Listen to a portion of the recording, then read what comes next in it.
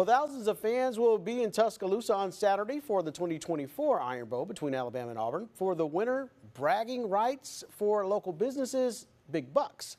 Avery Boyce is in Tuscaloosa with the story.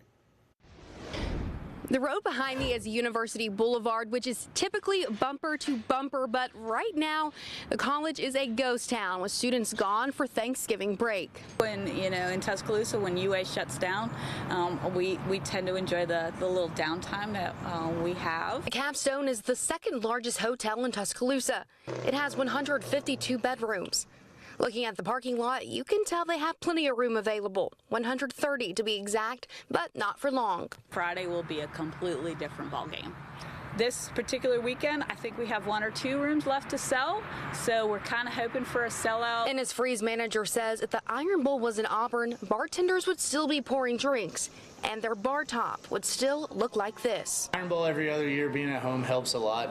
When it is away, all the students kind of go home to their families and enjoy the downtime. But when it's here, they like to stay in town, which gives us a little bit more crowd than we would normally see on an away game. That crowd will be watching what some say is the biggest rivalry in the nation. Come 2:30 Saturday afternoon, all eyes will be on the state of Alabama and Tuscaloosa and the Iron Bowl. It's always Auburn Hate Week whenever we play them, regardless if it's basketball, football, baseball, anything.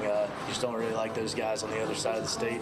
Tide fans and Tiger fans might stand divided, but when they come together in Tuscaloosa, they generate millions of dollars for the city. The West Alabama Chamber of Commerce says big SEC games generate between $18 to $20 million in revenue. The chamber expects a similar cash flow for the Iron Bowl. That wouldn't be possible if the Iron Bowl was still played on Legion Field.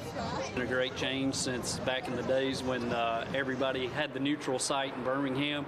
Love to have folks here on campus and in our city, and hopefully we come out on top. But what if the Tide is not on top? If you can remember, a month ago I told you that the owner of Bama Stuff said an Alabama loss kills sales for the rest of the year. So of course they and Bama fans are hoping for a victory over Auburn. In Tuscaloosa, Avery Boyce, CBS 42 News.